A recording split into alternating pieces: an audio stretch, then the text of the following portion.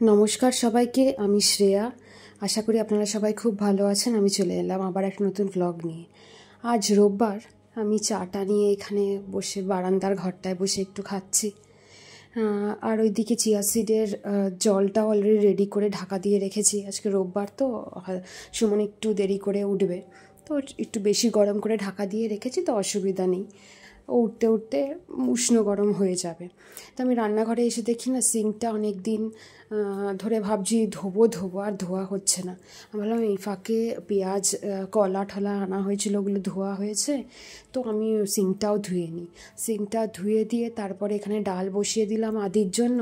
আর এই বোতলগুলো অনেক দিন ধরে পড়ে আছে, দেখতেই তো পাচ্ছিলেন রান্নাঘরে, ওগুলোই ভালো করে পরিষ্কার করে শুকোতে দিয়েছি।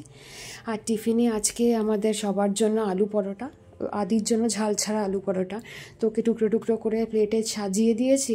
ও সস আমরা নিয়েছি বলে ও আমাকে সস নিয়ে মাখিয়ে মাখিয়ে আমাকে খাইয়ে দিচ্ছে। আর নিজে সসে একটু ঝাল লাগে বলে সেরকম একটা খায় না, আমাকে একবার খাইয়ে দিচ্ছে, বাবাকে একবার খাইয়ে দিচ্ছে। যাই হোক, খেয়ে দিয়ে ও তো দাদুর সাথে গেল খেলতে। তারপরে না সেই দিন আর ভ্লগ করা হয়নি। তো এইটা সোমবারের ভ্লগ। তো আমি এখানে চিয়া সিড আর চায়ের জলটা একবারেই বসিয়ে দিয়েছি। এখান থেকে চিয়া সিডের জলটা বের করে নেব, মানে তুলে নেব হালকা গরম হলে। আর তারপর চাটা যখন ফুটবে তখন তো চা পাতা দিয়ে বসিয়ে নেব। তো তারপরে এখানে আদির ডালটা বসিয়ে দিয়েছি, যেমন রোজই করি। তারপরে যে হাজব্যান্ড তো ওখানে চিয়া সিডে জল ঠল খেয়ে ফ্রেশ হতে গেছে, অফিসে যাবে। আমি এইদিকে আদি ঘুমাচ্ছে বলে আমি এইদিকে অনেক দিন ধরে না সোফার উপরে জামাগুলো পড়েছিল ধোয়া কাচা, সেগুলো আর ভাঁজ করা হচ্ছিল না। আসলে না ভুলে যাচ্ছিলাম, বারান্দার ঘরে থাকে তো। এবার আজকে আমি একদম ভেবেই নিয়েছি আজকে যে করে হোক ভাঁজ করেই নিতে হবে, নাহলে শুধু শুধু দুদিন ধরে পড়ে আছে, আবার সেই ধুলো মাখা হয়ে যাবে। তো সেইগুলোই আর কি, অনেকগুলো জামা জানেন, অনেক জামা হয়েছিল, সেইগুলোই ভালো করে ঝেড়ে ঝুড়ে ভাঁজ টাজ করে নিচ্ছি। আর জায়গা মতন এই আলমারিতে কিছু রাখবো, কিছু আমার বেডরুমের আলমারিতে রাখার আছে, সেগুলোই রেখে টেখে দেবো। অ্যাটলিস্ট ভাঁজটা তো করে রাখা আদি উঠলে নয় রাখবো, নাহলে আলমারি খুললে তো আদির ঘুমটা ভেঙে যাবে। তো আদি যখন এখনও ওঠেনি, তো আমি ঝটপট করে তাই জন্য আর কি এই কাজটা সেরে নিচ্ছি। দুদিন ধরে পেন্ডিং কাজ, মানে আজকে ডিটারমাইন হয়েছিলাম যে করে হোক আমি এটা কমপ্লিট করবই। আর যেগুলো ইস্ত্রি করার আছে সেগুলো বারান্দার ঘরে যে প্যাকেটটা থাকে, আপনারা একটা ভ্লগে আগেও দেখিয়েছি, একটা বিরাট বড় প্যাকেট আছে যার মধ্যে ইস্ত্রি করা জামা কাপড়গুলো নিয়ে মানে জমানো হয়। তো একবারে গিয়ে আর কি হাজব্যান্ড মানে দিয়ে আসবে ইস্ত্রি করতে। ছোটোখাটো কিছু হলে আমি বাড়িতে ইস্ত্রি করে নিই, আর বেশিরভাগটাই আর কি আয়রনের ওখানেই দোকানেই দেওয়া হয়, ওরা আয়রন করে নিয়ে আসে। তো আসলে কী জানেন তো, সবথেকে বড় কথা আমার একটু কোমরে ব্যথা আছে, তো ঝুঁকে আয়রন করতে না একটু কষ্টও হয়। আর কিন্তু কোনো সময় খুব দরকারি কোনো জিনিস হলে তখন তো নিজের করে নিতেই হয়, তো সেটা তো করতেই হবে। যাই হোক, এই বেডটাকে আগে ক্লিন করে নিয়েছিলাম, যার জন্য সুমন ওঠার পরই, যেহেতু জামা কাপড়গুলো এখানে ভাঁজ করে রাখতে হবে, ঝেড়ে ঠেড়ে ভালো করে পরিষ্কার করে নিয়েছিলাম, এক কারি জামা যেহেতু, তো ওই আর কি ভাঁজ টাজ করে রাখছি আর কি। জানেন তো, একটা জিনিস আমি দেখেছি, জিনিসের যখন মানে যখনই মনে পড়বে সেই জিনিসটা তখনই যদি করে নেওয়া যায় না, তাহলে ভালো হয়। মানে হাতে কাজ যদি সেরে নেওয়া যায় ভালো হয়, রেখে দিলেই পেন্ডিং কাজ অনেক জমে যায়। তারপরে দেখুন না, সকালবেলা এই দিদিটা ঘর ঝাড়া মোছা করতে এসেছিলো, সে বললো বারান্দায় একটা পাখির বাচ্চা পড়ে আছে। সে তুলে বললো পাখির বাচ্চাটা ঘা হয়ে গেছে। তো আমি তুলে বারান্দার চাতালটার উপরে রেখেছি। আমি গিয়ে দেখি না, পাখিটা প্রায় মরো অবস্থা, কিছুক্ষণ পরে দেখি মারাই গেছে। তো আর কি এই আদিও উঠে গেছে, ওকে ব্রাশ ঠাশ করিয়ে দিলাম, সে আমাকে ব্রাশ করাতে দেবে না, নিজেই নাকি করবে। যাই হোক, এইসব তো চলতেই থাকে। তারপরে দুধ রুটি ভিজিয়ে রেখেছিলাম, সেটাই আর কি ওকে ব্রেকফাস্টে দেব। বইপত্র নিয়ে তো ওর যখন পারে তখন বসে যাচ্ছে, এখন বইগুলো ওর খুব পছন্দ হয়েছে। বেড ক্লিন করা আমার এখনও হয়নি, বেড ক্লিন করি আমি একটু দেরিতেই, আমার ব্লগগুলোতে দেখবেন, কেননা তোষক সব ঝাড়ি তো ভীষণ ধুলো ওড়ে। এবার তাই ওকে নিচে পাঠিয়ে ব্রেকফাস্ট করিয়ে নিচে পাঠিয়ে তারপরে আমি বেড ক্লিন করি। তাই আমার একটু বেডটা ক্লিন করতে দেরি হয়, ইচ্ছা করেই দেরি করি ইনফ্যাক্ট। তারপরে এই গাড়িটা নামিয়ে দিয়েছিলাম, ও নিজেই চাইছিল গাড়িটা বেশ ভারী। ও না খুব একটা গাড়ি ছাড়ি নিয়ে খেলতে আমি খুব একটা দেখি না, খুব কম খেলে। আজকে চাইলো তাই নামিয়ে দিলাম। তো আমি একটু প্রেশার দিতে হয়, প্রেশার দিয়ে ঠেললে গাড়িটা ঘোরে। ও অত প্রেশার দিতে পারছে না, তাও চেষ্টা চালিয়ে যাচ্ছে আর কি। আগে একটা লাল গাড়ি আছে, মাঝে মাঝে খেলেও দেখবেন, সেই লাল গাড়িটাকে তো ভেঙে দুমড়ে মুচড়ে ফেলেছে, সেটাকে ফেলে দিয়েছিলাম, সেটা আবার উঠিয়ে নিয়ে এসেছে। যাই হোক, নিচে গেছে দাদু ঠাম্মার কাছে।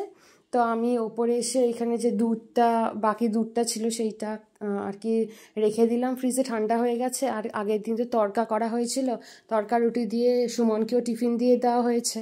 তো বাকি কিছুটা যে তড়কা সেটা দিয়ে রুটি আমি খেয়ে নেব ব্রেকফাস্টের জন্য। তো ওটাই আর কি মাইক্রো ওভেনে একটু 1 থেকে 1.5 মিনিট গরম বসাতে দিয়েছি, ফ্রিজ থেকে বার করলাম, তো একটু টাইম লাগবে গরম হতে। তো গরম হোক, তারপরে আমি রুটি দিয়ে আর কি ব্রেকফাস্টটা সেরে নেব।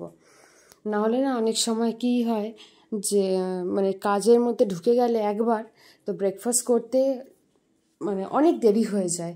তখন মনে হয় কি ব্রেকফাস্ট আর করবো কি, একবারে লাঞ্চই করে নিই, এই আর কি হজবরলা হয়ে যায়। তাই বেটার কি আমি অন্য কোনো কাজ মানে কাজগুলো শুরু করার আগে ব্রেকফাস্টে চটজলদি করে নিই, তারপরেই কাজ করব বাকি যা আছে আর কি। সেইগুলো সব বেড ফেড ক্লিন করা, ঘর গোছানো, ছেলেকে নিয়ে আসার আগে ওপরে যা যা করার আর কি সেগুলো কমপ্লিট করে নেব। যাই হোক, সেগুলো তো হয়ে গেছে কমপ্লিট। এবার ওপরেও চলে এসছে, ওকে একবারে ফলের রস খাইয়ে স্নান টান করিয়ে তারপরে খাইয়ে দাইয়ে দেবো এবার। আর মাঝখানে তাই জন্য আর ব্লগটাও করিনি সেরমভাবে, যে পরপর সবগুলো কাজ ছিল সেগুলো করে নিয়েছি। তারপর ওকে ঘুম পাড়িয়ে দিয়েছিলাম, ঘুম থেকে উঠে তো ওকে টিফিন দিয়েছিলাম।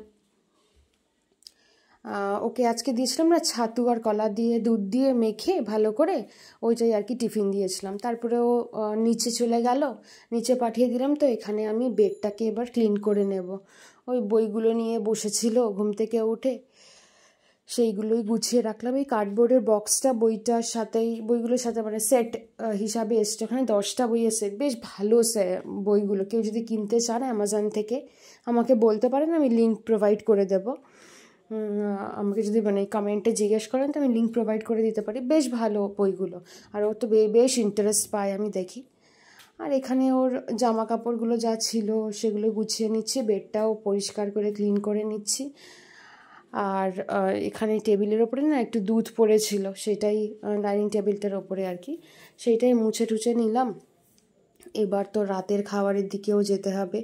যা বাসন টাসন রয়েছে মানে ছেলের খেয়েছে, তো তার যে বাসন টাসনগুলো বেরিয়েছিল চামচ সেগুলোই ধুয়ে নিচ্ছে। আর দুপুরে যে বাসন মেজেছিলাম সেগুলো না তোলা হয়নি, মানে এত বেলা হয়ে যাচ্ছিল, তাই জন্য তুলিনি, ভেবেছি পরে করব। সেইগুলোও রয়ে গেছে। তো একবারে এগুলো ধুয়ে পরিষ্কার করে বাসনগুলো এবার মুছে তুলতে হবে। না হলে না একই আমার কাউন্টার স্পেস নেই বললেই চলে, মানে এতটাই ছোট আমার রান্নাঘরটা, আর এত কম জায়গা না, যদি জিনিসপত্র আর কি সব ওপরে থাকে না ভীষণ ভীষণ কষ্ট হয় কাজ করতে। তাই জন্য আর কি ফটাফট করে বাসনগুলো যা আছে সব মুছে টুছে নিজের জায়গা মতন রেখে দেবো আর কি। তারপরে দেখুন ওইখানে একটা মুসাম্বি লেবু দেখতে পাচ্ছেন, সে মুসাম্বি লেবুটা সবসময় কী করি আমি সন্ধেবেলায় না রান্নাঘরে যখন কাজ করতে আসি তখন একটা করে নাবিয়ে রাখি। যদি ওই ঝুড়িতে ফ্রিজের ওপর রয়ে যায় না, অনেক সময় আমি লেবুর রস করতে ভুলে যাই। তো ওটা কিচেনের মানে রাখা থাকলে সকালবেলা উঠে যখন ঢুকবো কিচেনে আমার মনে থাকবে আর কি, আমার চোখের সামনে থাকলে আর কি মনে থাকবে।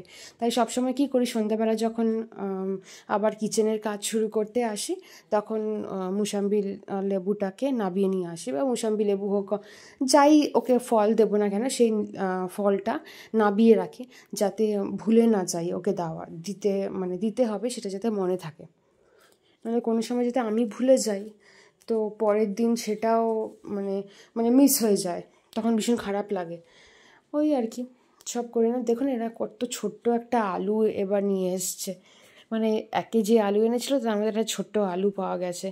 তো ওর আর কি ছেলের জন্য আলু সিদ্ধ দেবো, তো এইটুকুতে তো হবে না, তো 2টো আলু একবারে আর কি ছুলে এই মাইক্রো ওভেনে ঘুরিয়ে নেব জল দিয়ে।